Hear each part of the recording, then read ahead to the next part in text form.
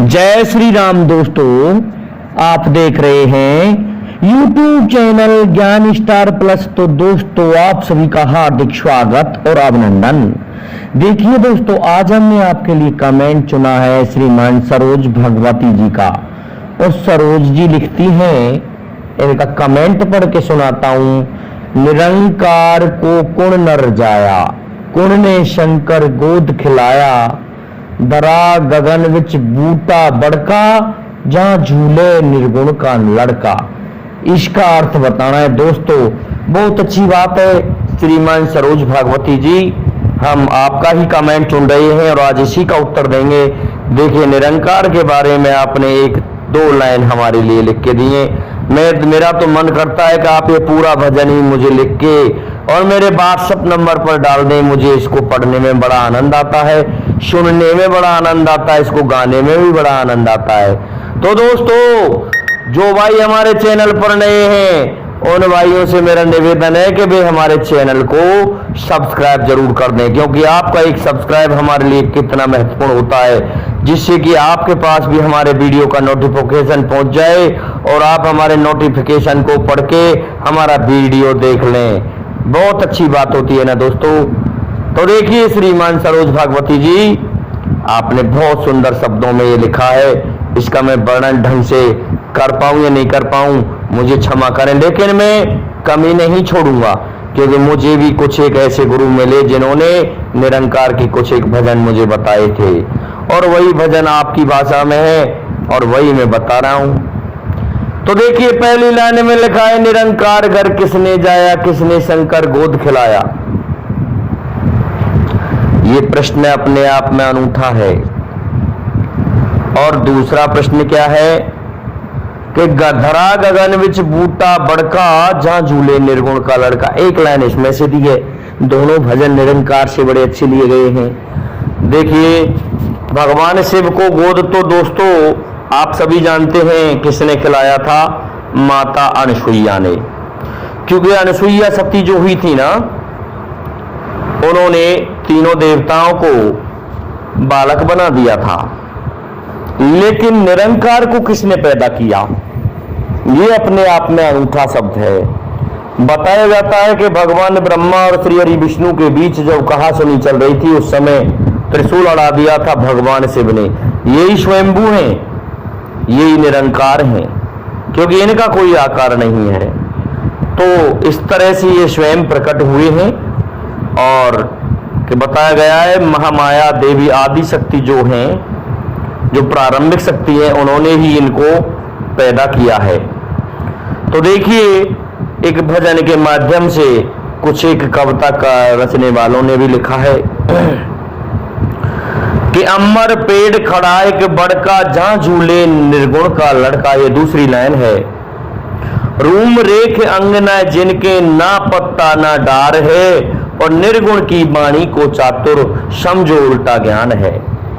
ये इस तरह से हमने भजन सुना था श्रीमान सरोज जी, और ये बहुत बड़ा भजन है।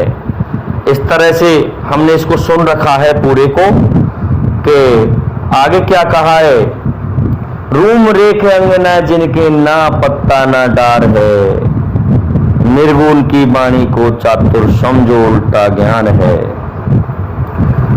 और क्या है,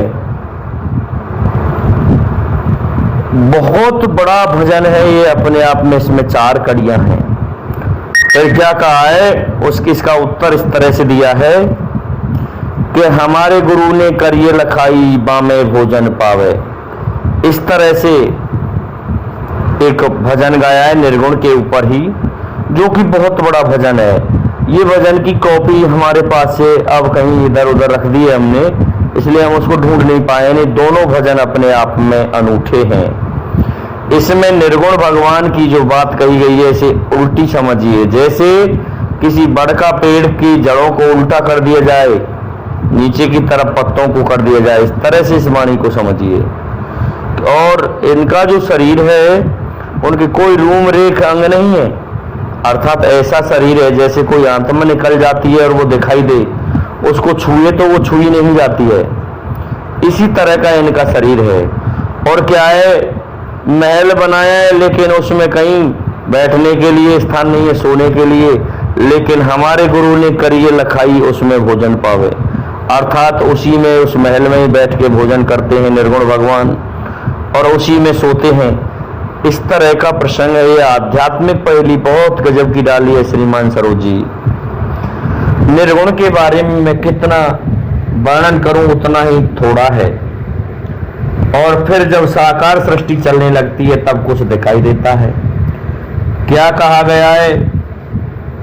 इस तरह से भी कहा गया है कि कहां से तो पवन पैदा हुई, कहां से अग्नि पैदा हुई, कहां से ये अमर बना, धरती बनी, ये किस तरह से बना है, इससे पहले क्या था? तो इससे पहले निर्गुण था।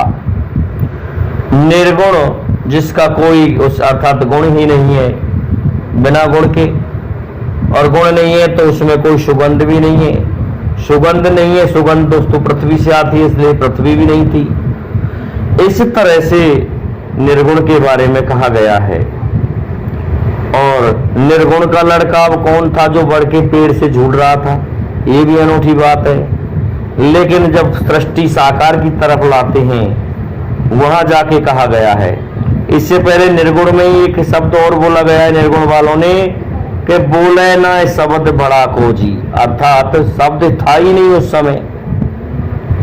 और आधा धुंधुर धूंधूकारा, क्या था? आधा धुंधुर धूंधूकारा, अर्थात ये पृथ्वी नहीं थी, न प्रकाश था न आकाश था, कोई इस तरह का धूंधूकार जैसा शब्द था जिसे हम ना ओस कह सकते हैं, ना उसे कोयरा कह सकते हैं, ना उसे प्रकाश कह सकते हैं। इस तरह का निर्गुण का वर्णन मिलता है हमें हमारे निर्गुण के पुराणों में। और फिर उसके बाद साकार में चलते हैं। साकार में भी कुछ इस तरह से है कि अक्षमात किसी देवी के 3 छाले पड़े, फपोले पड़े, और उन फपोलों से भगवान श्री हरि विष्णु ब्रह्मा और महादेव की उत्पत्ति हुई। और तब जाकर के हम साकार की तरफ बढ़े। एक तो ये भी तरीका है, दूसरा ये भी है कि सबसे पहले भगवान श्री हरि विष्णु को पैदा किया। जब भगवान श्री हरि विष्णु पैदा हो गए तो उनमें से, उनकी नाभि से कमल नाल निकली। वो कमल नाल ना जाने कितने ऊंचाई, कितने योजन ऊंचाई पर जाके उसमें एक फूल खिला। उस कमल के फूल पर भगवान ब्रह्मा का जन्म हुआ, जो कि श्री हरि विष्णु की नाभि से निकली।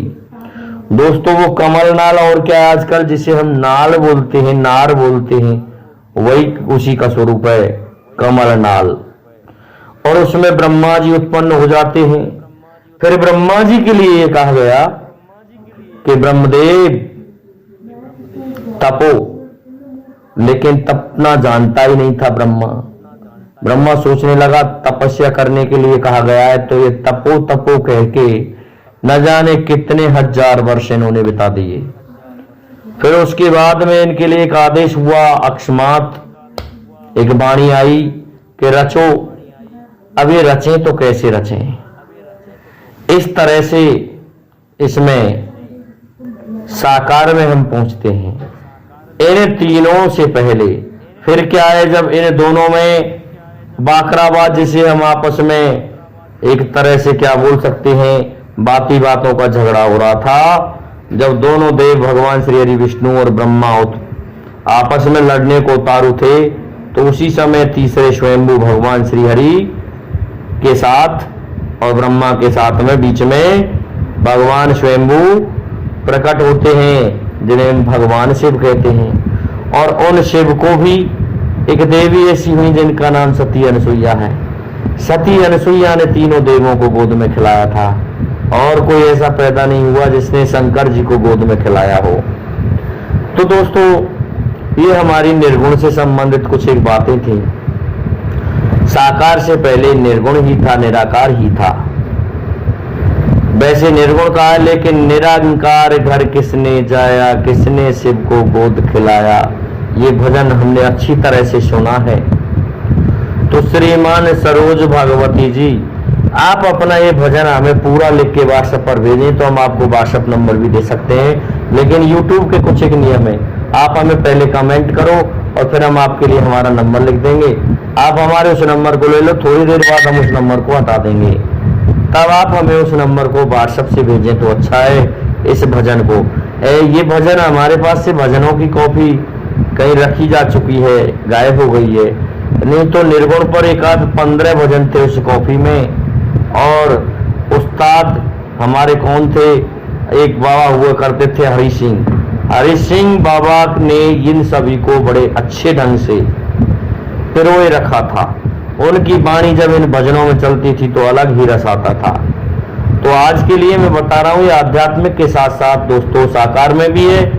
तो हमने सरोज भागवती जी के इस प्रश्न का थोड़ा सा विश्लेषण किया है। मैं समझता हूँ सरोज भागवती जी आप हमारी बात से संतुष्ट हुई होंगी, इसलिए आज के लिए इतना ही काफी है। जय हिंद, जय भारत, जय जय श्री राधे, जय जय श्री राम।